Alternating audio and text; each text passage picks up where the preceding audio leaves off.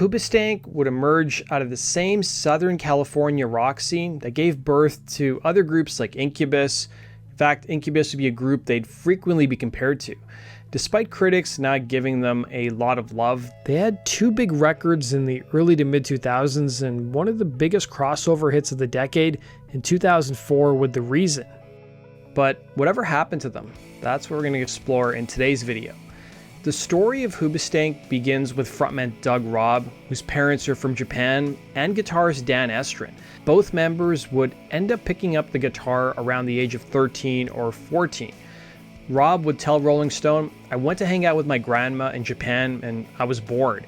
There was an acoustic guitar and I started f***ing around with it, playing single string things. I figured out that Bon Jovi song." That song he'd be referring to was "I'll Be There For You." But Robb soon realized that he wasn't disciplined enough to be a guitar player. While it was long rumored that Robb and Estrin met at a Battle of the Bands competition in high school, they'd actually known each other for quite some time before that, despite playing in different bands. Robb and Estrin didn't have a lot in common though, at least musically. Robb would tell a Connecticut paper that he didn't like the music Estrin was playing or his musical tastes. Estrin was really into James Brown and Red Hot Chili Peppers, and Robb felt the guitarist used the wah-wah pedal too much. Robb, meanwhile, was into groups like Tool, Faith No More, Mr. Bungle, Alice in Chains, as well as the David Lee Roth era of Van Halen. At the same time, though, Robb would admit his guilty pleasure was Amy Grant. He was also a huge Fiona Apple fan. But apart from their musical differences, they would form a really strong friendship and decided to start their own band after graduating high school around 1994 in Agora Hills. I want to note that they both attended Calabasas High School, recruit a bassist, Markku Lappalainen, and drummer Chris Hess through the classified ads in the paper The Recycler. Lappalainen, according to one of the band's fan sites, had previously worked as an adult film actor. Hess, meanwhile, hailed from Northern California, but knew he had to move to LA to make a career in music.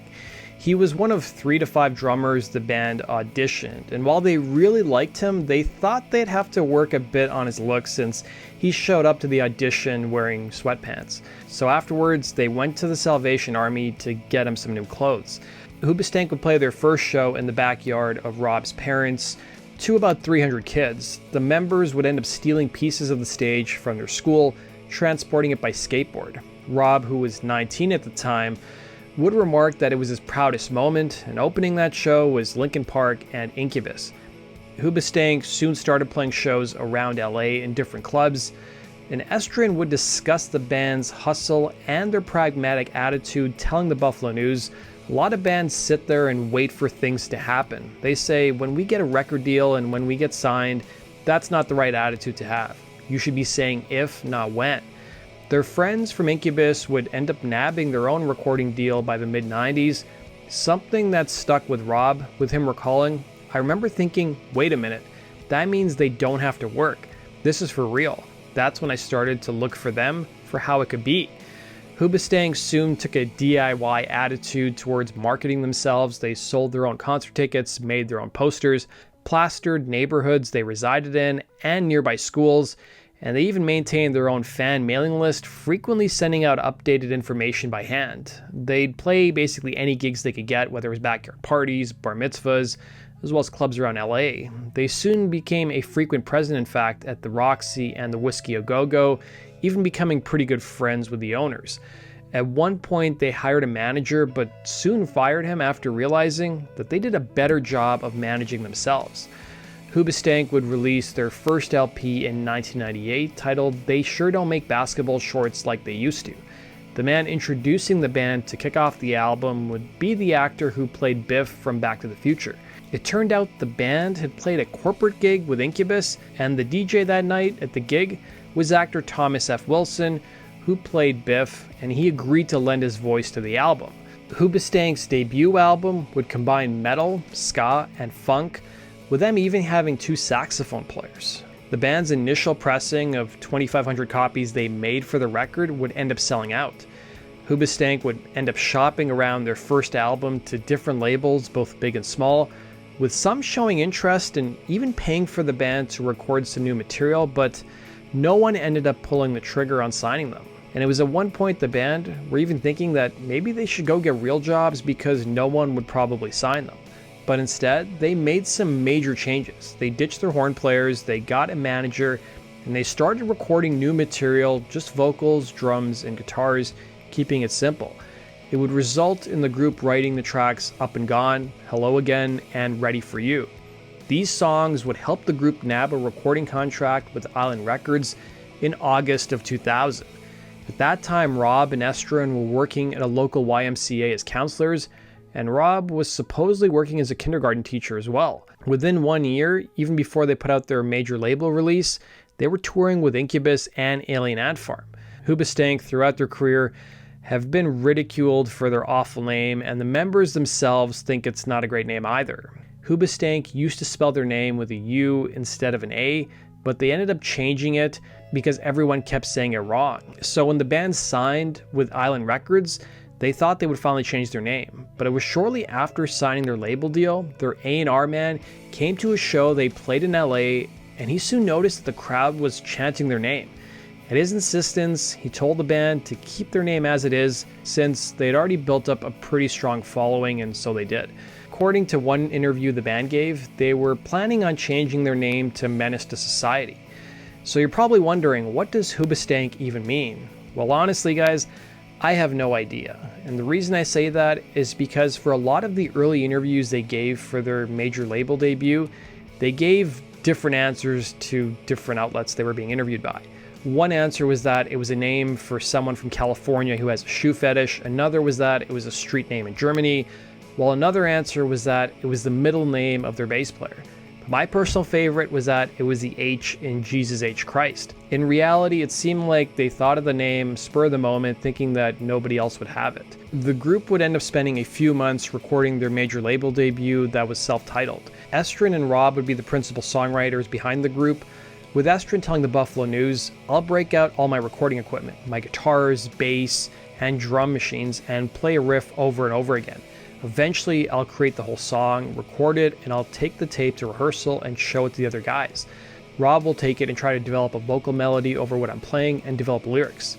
The band would work with Incubus producer Jim Wirt, who they credited with helping hone their sound, and he would also help the band write some songs. Hoobastank would release their self-titled major label debut in November of 2001. The lead single, Crawling in the Dark, would be their breakthrough hit. The introspective single would be the catalyst that helped kickstart the sales of their album after LA station K-Rock started playing the song, resulting in it reaching number 3 on the Modern Rock Tracks chart and number 7 on the Mainstream Rock Tracks chart. It would also be a crossover hit, peaking at number 68 on the Hot 100.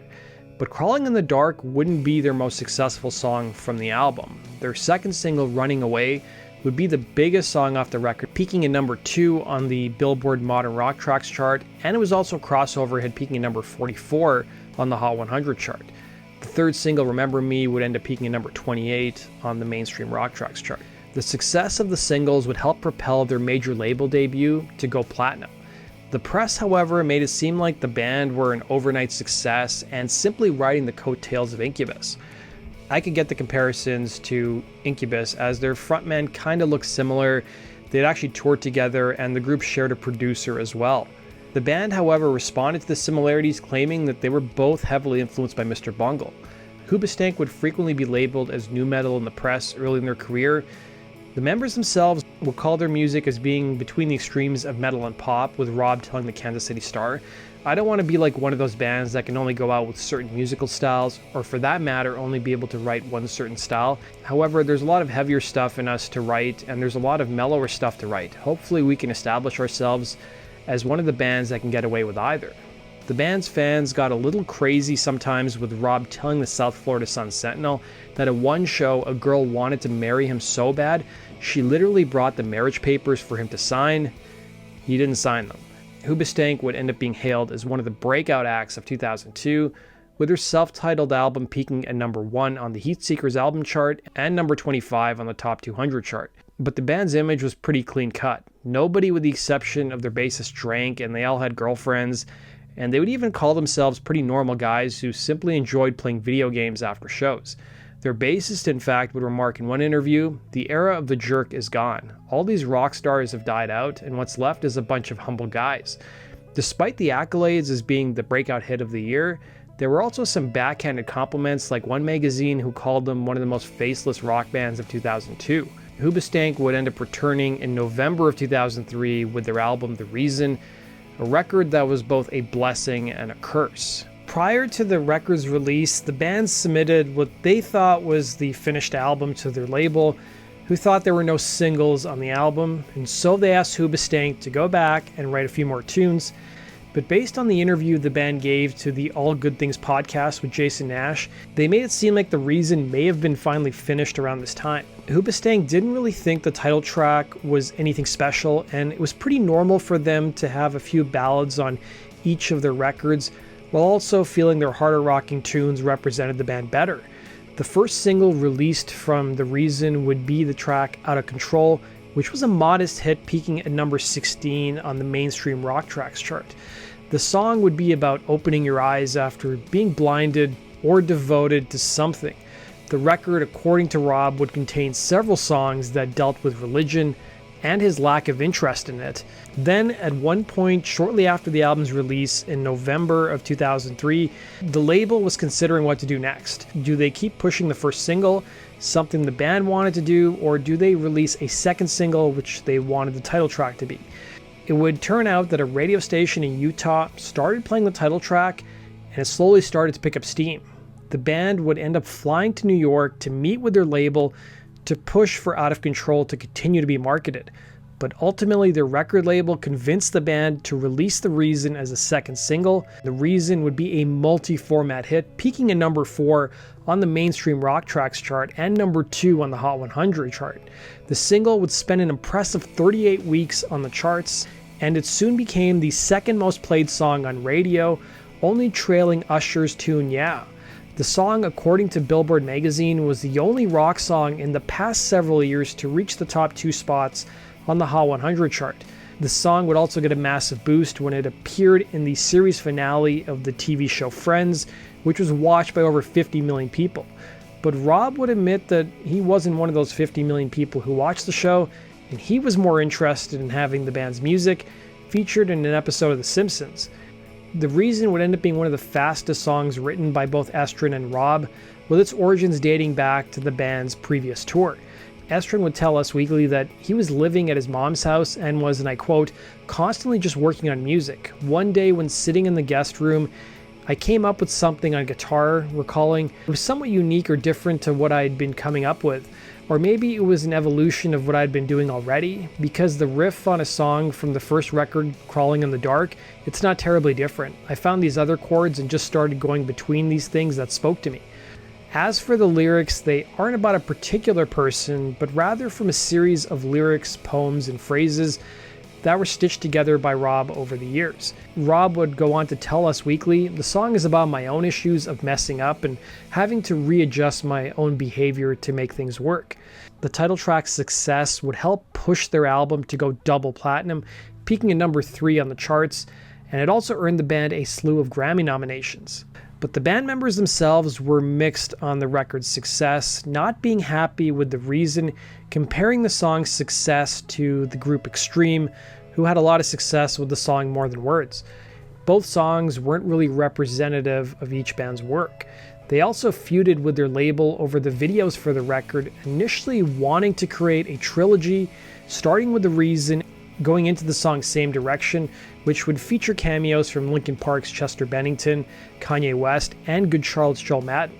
The idea was the end of the trilogy would be made into the music video for Disappear, but their label pushed the band to do a boy meets girl, girl meets boy storyline. Hoobastank would tell Grammy.com that they wanted to do an ultra-violent Matrix-type action video with a doomed bank robbery, which resulted in all the band members dying. The label obviously rejected this idea, and only 2 of the videos are related. Some would also peg Hoobastank as a one-hit wonder, which really wasn't accurate. was during a 2004 interview with the South Florida Sentinel, Rob would reveal that the band's audience size nearly tripled just because of the popularity of The Reason, lamenting, "We're not a pop band." Rob would tell the Oshkosh Western about the success of The Reason and how it changed their audiences, saying, "They were all our rock fans, then 13-year-old girls and their parents, which is great. It was such a different experience, but that does alienate some of our more fickle rock fans you might have." The band would even state that on their own message boards, they were frequently labeled as sellouts by their own fans. While 2002 may have resulted in Hoobastank being one of the breakout acts of the year, 2004 saw MTV's then president, Van Toffler, referring to Hoobastank as one of the rock stories of the year. The band, by the summer of 2005, would only play county and state fairs as a way to expand their fan base. Hoobastank would return in 2006 with their third major studio album, Every Man for Himself. The album's title would refer to embracing one's individuality and isn't supposed to have a negative connotation. It was during this period the band would end up losing their bass player, Lapalainen, over creative differences and the fact that he was tired of touring and wanted to start a family. The band's previous tour would provide some inspiration for the songs on their third album, most notably If I Were You, which would be released as the first single. The song was supposedly written about supergroup Velvet Revolver, who Hoobastank toured with. There were numerous articles in the press in 2005 about the band being unhappy with frontman Scott Weiland's behavior towards them, with Rob telling MTV News, "We were on the Velvet Revolver tour, and some of the shows were amazing, but some of them were terrible. The audience was filled with guys who love Guns N' Roses and Stone Temple Pilots, and think everyone else should go to hell. People would turn their backs to us the whole time and keep their fingers in the air." As for the Velvet Revolver members, he would add, "You see all these guys who have so much and don't appreciate it. They seem to have forgotten where they came from. Actually, let me rephrase that. 4 of those guys were the coolest ever. One of them is just in his own world, and I'll leave it at that." As for trying to repeat the success of The Reason, the band purposely tried to avoid writing anything that sounded like the song. Every Man for Himself would end up going gold thanks to the singles If I Were You, Born to Lead, and Inside of You.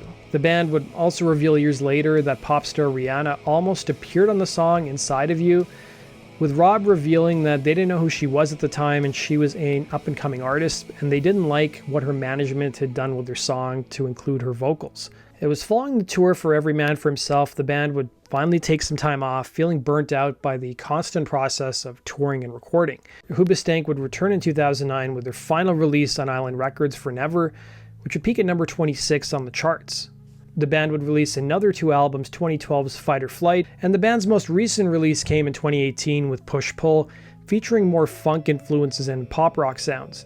It would be their first release since their self-titled album that wouldn't chart.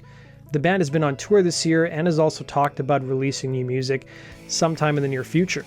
The band was in pop culture again because of the Netflix show Beef, which would use the song The Reason, and because of that appearance, the song would re-enter the charts, and there was even a TikTok trend involving the song using the hashtag I'm Not a Perfect Person. The Reason to date has hit over 1 billion views on YouTube. That does it for today's video, guys. Thanks for watching. If you have suggestions for future topics, use the link in the description box below. We'll see you again, Rock Culture Story sticker.